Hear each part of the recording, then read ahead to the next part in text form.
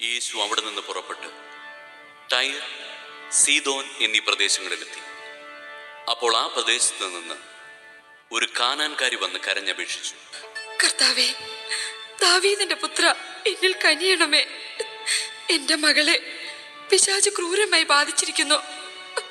എന്നാൽ അവൻ ഒരു വാക്കുപോലും ഉത്തരം പറഞ്ഞില്ല. ശിഷ്യന്മാർ അവനോട് അഭ്യർത്ഥിച്ചു, അവളെ പറഞ്ഞയച്ചാലും അവൾ നമ്മുടെ പിന്നാലെ ഒന്ന് നിലവിളിക്കുന്നല്ലോ.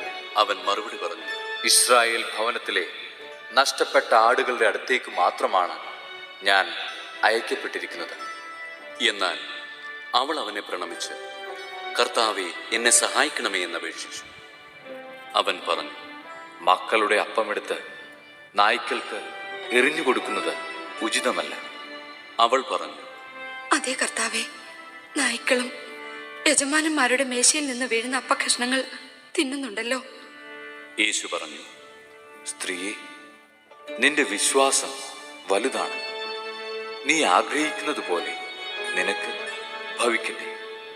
ആ സമയം മുതൽ അവളുടെ പുത്രി സൗഖ്യമുള്ളവളായി.